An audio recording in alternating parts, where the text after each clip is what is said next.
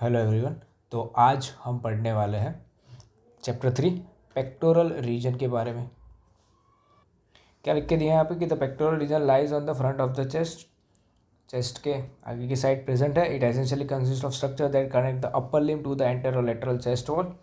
Anterolateral chest wall के साथ ही connected है और ब्रेस्ट इसी रीजन में प्रेजेंट है। कॉम्पिटेंसीज मतलब कि कुछ चीज़ें एक डॉक्टर को सीखनी चाहिए कि यूगुलर नॉच कहाँ है, स्टर्नल एंगल कहाँ है, एक्रोमियन एंगल कहाँ है। लैंडमार्क का मतलब है कि ऐसा पहचान का निशान, ठीक है। तो अगर किसी डॉक्टर को शरीर के किसी हड्डी की जगह पता हो तो उससे वो आसानी से इंजेक्शन दे सकता है और ऑपरेशन कर सकता है, ठीक है। अब यहाँ पे सबसे पहला टॉपिक हमारे पास है सरफेस लैंडमार्क्स। अब ये सरफेस लैंडमार्क्स क्यों इम्पोर्टेंट है? क्योंकि जब भी तुम किसी रोगी को देखते हो ना तो तुम्हें सिर्फ बाहर की त्वचा दिखाई देती है, अंदर की हड्डियाँ नहीं दिखाई देती। लेकिन अगर तुम बाहर के निशान को समझ जाओ तो तुम्हें अंदर की जो संरचना है उसका अंदाज़ा लग सकता है।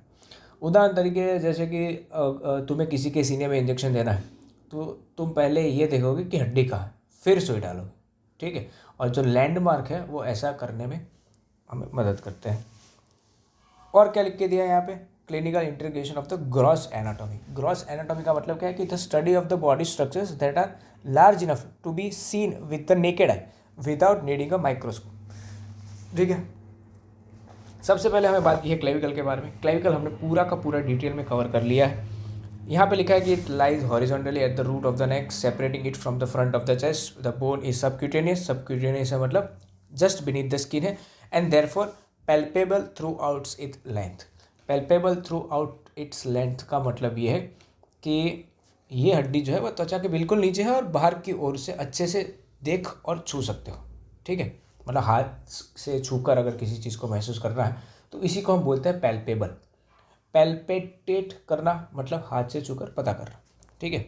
तो तुम जो अपनी हंसली की यानी कि जो क्लेविकल है उसको अपने हाथ से छू सकते हो। ये गर्दन के नीचे होती है और ये हॉरिजॉन्टली लाइंड होती है। यूगुलर नॉच। अभी यूगुलर नॉच क्या है? ये है इंटरक्लेविकुलर या फिर सुप्रास्टर्नल नॉच। मतलब यूगुलर नॉच का दूसरा नाम है इंटरक्लेविकुलर या फिर सुप्रास्टर्नल नॉच। ये लाई करता है between the medial ends of the clavicles. Clavicle के मीडियल एंड्स में लाई करता है at the superior border of the manubrium sterni. Manubrium sterni क्या है आपका? ये वाला जो है ना, इसको बोलते हैं, ये वाला पार्ट इसको बोलते हैं मेनोब्रियम स्टर्नी। इसके ऊपर अपने को दिख रही है सुप्रास्टर्नल नॉच। अब देखो, तुम अपनी गर्दन के ऊपर अगर हाथ रखोगे ना और उसे नीचे की ओर दबाओगे तो तुम्हें एक छोटी सी खांच मिलेगी। बस वही है यूगुलर नॉच। इतनी गहरी नहीं होती कि तुम्हें दर्द हो, बस एक छोटा सा गड्ढा जैसी चीज़ है। ये इंपॉर्टेंट लैंडमार्क है। डॉक्टर इसे गिनते हैं रिब्स की काउंटिंग के लिए, ठीक है। स्टर्नल एंगल या फिर एंगल ऑफ ल्यूइस। अब ये ल्यूइस क्या था? एक फ्रांसिस डॉक्टर था जिसके नाम पर ये नाम दिया गया है। जब तुम अपनी छाती पे हाथ फेरते हो ना तो तुम्हें बीच में एक उठी हुई पंक्ति जैसी चीज़ देखने को मिलती है। पंक्ति मतलब रिज, ठीक है। तो it felt transverse ridge about 5 centimetre below the jugular notch. Importance of the sternal angle. Sternal angle का अभी इंपॉर्टेंस क्या है? तो एक तो रिब की काउंटिंग के लिए, मतलब कि डॉक्टर को पता होना चाहिए कि कौन सी पसली कहाँ है, ठीक है। स्टर्नल एंगल के जो सामने सेकेंड रिब जो है वो जुड़ी होती है। इसके बाद गिनती करते हो तो थर्ड रिब, फोर्थ रिब और आगे, ठीक है। हार्ट का अंदाज़ा लगाने के लिए भी ये बहुत ज़रूरी है, ठीक है, कि दिल की धड़कन को सुनने के लिए स्टेथोस्कोप लगाते हो। स्टर्नल एंगल की भी जानकारी से तुम सही जगह का पता लगा सकते हो। और लंग एग्जामिनेशन के लिए तो जब तुम फेफड़ों की जांच करते हो डॉक्टर को तो इसी लैंडमार्क का डॉक्टर जनरली इस्तेमाल करता है। रोचक बात यह है कि कुछ लोगों में ये एंगल बहुत स्पष्ट होता है, मतलब आसानी से महसूस किया जा सकता है। कुछ में ये थोड़ा सा धुंधला होता है, फेंट होता है। यही व्यक्ति के ये जो है वो व्यक्ति के शरीर से अलग अलग हो सकता है, मतलब डिफरेंट पर्सन में डिफरेंट ये प्रेजेंट हो सकता है, ठीक है। आगे बढ़ते हैं। आगे हमें लिख के दिया है एपिगैस्ट्रिक फोसा यानी कि पिट ऑफ स्टमक। अब देखो, एपी मतलब ऊपर, गैस्ट्रिक पेट से संबंधित और फोसा मतलब खांच या फिर गड्ढा, ठीक है। किधर है ये गड्ढा? It is the depression in the infrasternal angle. Infrasternal angle मतलब कि स्टर्नम के नीचे एक एंगल है, एक गड्ढा जैसी चीज़ है। मतलब जब तुम अपनी छाती को देखते हो ना तो पेट के ऊपरी हिस्से में गड्ढा दिखाई देता है, बस वही है ये, ठीक है। और क्या लिखा है? और हमें ये लिख के दिया है the fossa overlies the xiphoid process and is bounded on each side by the 7 costal cartilage. देखो अब ये सिम्फॉइड प्रोसेस क्या होती है? तो ये जो है, ठीक है, इसको बोलता है हमने ज़िफॉइड प्रोसेस।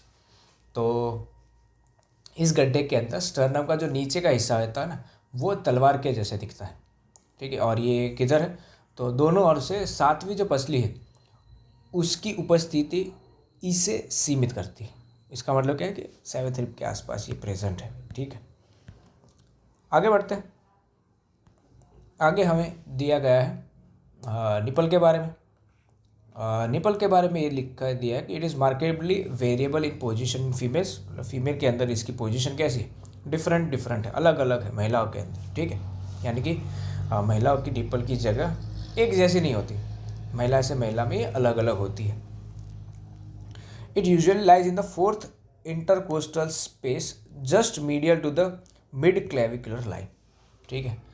तो चौथी और पाँचवीं पसली के बीच की जो जगह है उधर कहीं ना कहीं ये प्रेजेंट होती है, या फिर 10 centimetre from the mid sternal line, ठीक है।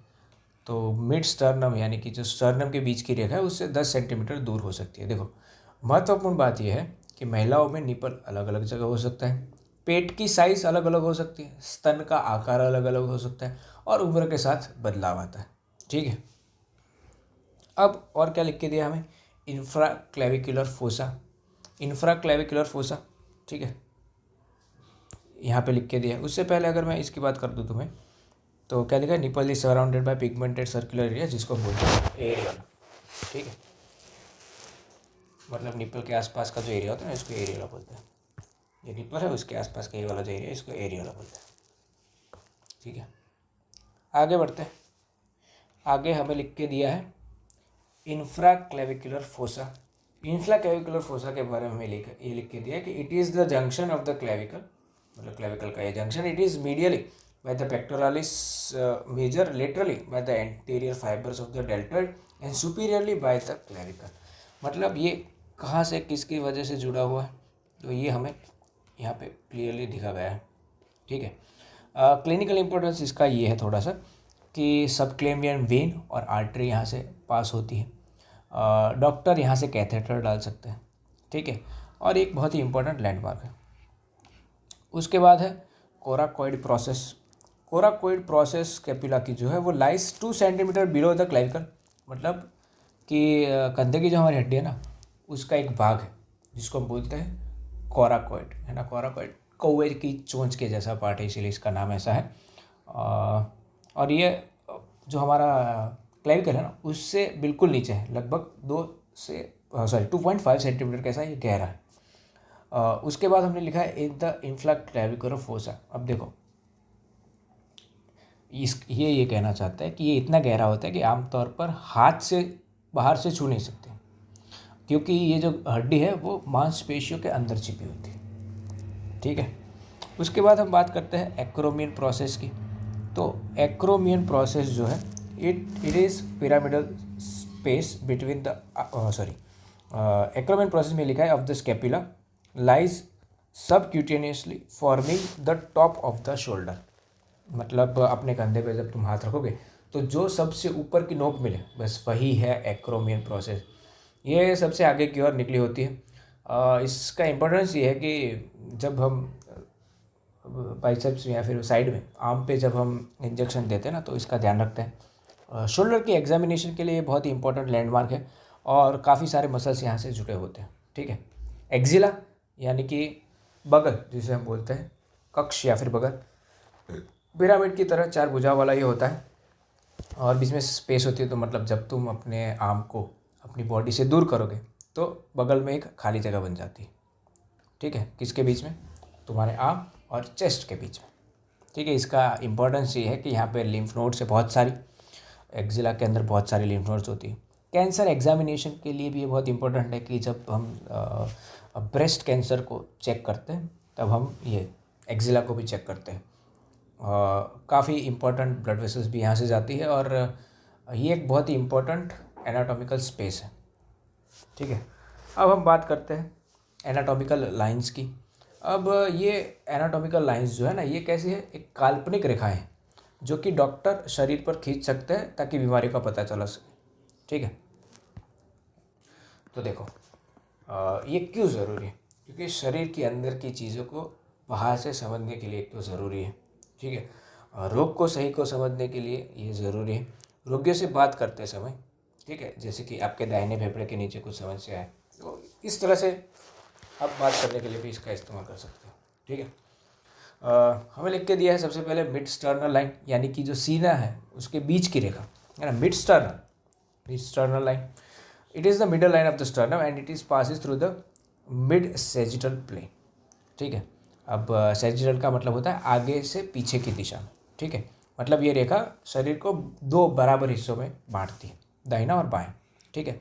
उसके बाद है पैरास्टर्नल लाइन। पैरास्टर्नल लाइन का मतलब ये है कि स्टर्नम के साथ साथ उसके किनारे की ये रेखा है, ठीक है। उसके बाद है mid clavicular line. Mid clavicular line जो है उसमें हमें ये लिख के दें कि it is an imaginary line passing through the middle of the clavicle tip of the 7th costal cartilage at mid inguinal point, ठीक है। तो अभी देखो, इंग्विनल मतलब कमर या पेट के नीचे के हिस्से से संबंधित, मिड मतलब बीच का और पॉइंट मतलब बिंदु, ठीक है, मतलब जो कमर के बीच का बिंदु उधर से। इम्पोर्टेंट इसका ये है कि ये लंग एग्जामिनेशन में इम्पोर्टेंट है और न्यूमोनिया जैसी जो लंग की डिजीज होती है उसके लिए ये बहुत ही इंपॉर्टेंट लाइन हो जाती है। Anterior axillary line. Anterior axillary line क्या है कि ये बगल की, मतलब हमारा जो एक्सिला है उसकी साइड से ये बनी होती है, ठीक है। मैं आपको दिखाना चाहूँ तो आपको यहाँ पे दिख जाएगी, ठीक है। ये देखो एंटीरियर एक्सिलरी लाइन। मीडियल कहाँ से होगी? मीडियल बीच में से होगी, तो यही है mid axillary line. It lies medially midway between anterior and posterior axillary folds, और posterior axillary line it lies along the posterior axillary fold, ठीक है। तो यहाँ पे आपको पोस्टीरियर एक्सिलरी लाइन दिख गई, ठीक है। अब कुछ इम्पोर्टेंट बातें कि पेक्टोरल रीजन जो है उसमें चेस्ट का front part plus upper limb ये आता है। उसके बाद मोस्ट इंपॉर्टेंट लैंडमार्क्स के अंदर है यूगुलर नॉच, जहाँ से रिप की काउंटिंग स्टार्ट करते हैं। स्टर्नल एंगल जो कि सेकेंड रिप की पहचान के लिए इंपॉर्टेंट है। निपल जो कि 4th इंटरकोस्टल स्पेस में प्रेजेंट है। लाइन में स्टर्नल के बीच में, पैरास्टर्नल किनारे में, क्लेविकुलर असली के पास और एक्सिलरी बगल में, ठीक है। क्लिनिकल इंपॉर्टेंस तो लंग एग्जामिनेशन के लिए, हार्ट एग्जामिनेशन के लिए, ब्रेस्ट एग्जामिनेशन के लिए और सेंट्रल लाइन इंसर्शन यानी कि आईवी कैथेटर के लिए भी ये इंपॉर्टेंट है, ठीक है। तो बाकी की चीज़ें जो कि है, देखो डाइसेक्शन है वो हम जो आप कैडेवर के साथ अपने प्रैक्टिकल्स में करते हो, तो ये वाला जो पार्ट है ये मैं कवर नहीं करूँगा, ठीक है। नेक्स्ट क्लास से हम कवर करेंगे सुपरफिशियल फेशिया से।